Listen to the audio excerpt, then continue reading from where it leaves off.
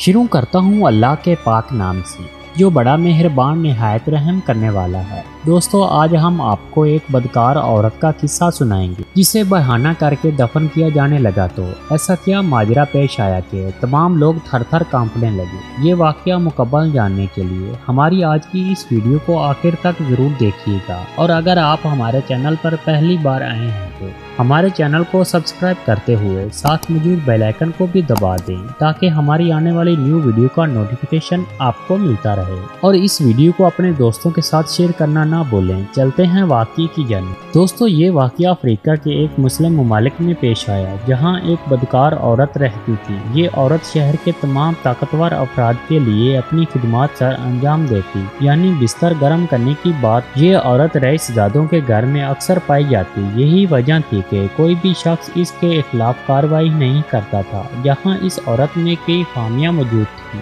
वहीं ये औरत न सिर्फ रहम दिल थी बल्कि गरीबों की मदद भी किया करती थी। इसके दर पर कोई भी सवाली आता तो इसको कुछ न कुछ दे देती।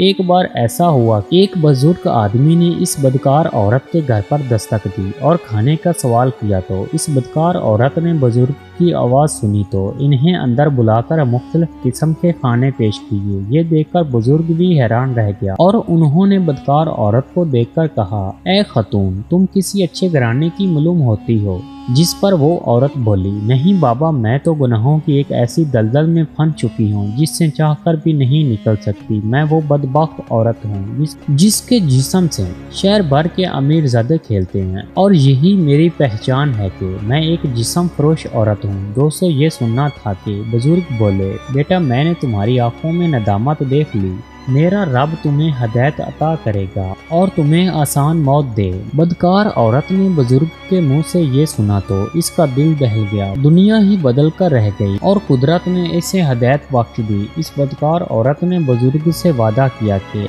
अब वो इस दलदल में मजीद नहीं उतरेगी और जिस्म फरोशी के इस धंधे को खैर आबाद कहकर एक नई जिंदगी शुरू करेगी, और इस नई जिंदगी में वो नेक काम करके अपने गुनाहों की बख्शिश तलब करेगी। इसके बाद वो बुजुर्ग इस बदकार औरत के घर से चले गए। शाम हुई और रात ढली। वो औरत इबादत में मशगूल हो गई। रात भर वो औरत रब के हजूर अपने गुनाहों की माफ़ी तलब करती रही। जैसे जैसे वो रब के सामने गिड़गिड़ाती गई, वैसे वैसे इसके दिल में सुकून बढ़ता गया। सुबह के वक्त वो औरत को सुकून हो गई। इसे महसूस होने लगा कि जैसे इसने सारी दुनिया फतह कर ली हो। इसके दिल से गुनाहों का बोझ हट चुका। ये इस बात की निशानी थी कि रब ताला ने इसकी तौबा कबूल कर ली। इस खातून ने दिल ही दिल में सोचा, सूरज निकलते ही पूरे शहर के लोगों को बता दूंगी कि इसने गुज़िश्ता गुनाहों से माफ़ी मांग ली है और बाकी अपनी जिंदगी रब ताला की इबादत में गुजारेगी। लिहाजा शहर का हर शख्स जान ले। अब वो जिस्म फरोशी और बदकारी की इस आदत को तर्क कर चुकी थी। दोस्तों, इस औरत का अहद एक तरफ, लेकिन कुदरत को कुछ और ही मंजूर हुआ कुछ यूं के सुबह का सूरज निकलते वक्त इस औरत को मौत ने आन घेरा और फजर की नमाज के बाद अल्लाह ताला के हुक्म से मुल्कल मौत ने इस औरत की रूह कब्ज कर ली। सारा जहान इस औरत को जिस्म फरोश और एक बदकार औरत के नाम से जानता था, लेकिन इसकी जिंदगी की एक ऐसी रात भी थी जिसने इसको आबदीदा बना दिया था। ताहम इस रात के मामलात कोई ही नहीं जानता। अब तो वो खुद भी इस फानी दुनिया से जा चुकी थी और ना ही अपनी नदामत की गवाही दे सकती थी। सुबह हुई, सूरज निकला तो ये खबर जंगल में आग की तरह पूरे शहर में फैल गई कि फलां औरत रात को चल बसी। कोई भी इस औरत के जनाजे में शरीक होने को तैयार नहीं था। लोग तरह तरह की बातें बना रहे थे। कोई इसे कंजरी कहकर पुकारता था तो कोई इसे जानी कहता। ताहम चंद लोगों ने शरीयत इस्लामी को मद्देनजर रखते हुए इसके जनाजे की तैयारियां शुरू कर दी। 3 औरतों को गुस्ल की ड्यूटी सौंपी गई और शहर भर में ऐलानात कराए गए। गुस्ल और कफन देने वाली खवातीन अपनी ड्यूटी सर अंजाम दे चुकी थीं, तो उन्होंने दीगर लोगों को बताया कि भला ये औरत बदकार थी, मगर यकीनन इसका कोई अमल रब को पसंद आ चुका है, जिसकी वजह से इसके जिस्म से खुशबू निकल कर ये पैगाम दे रही है कि इसकी तौबा कबूल कर ली गई है।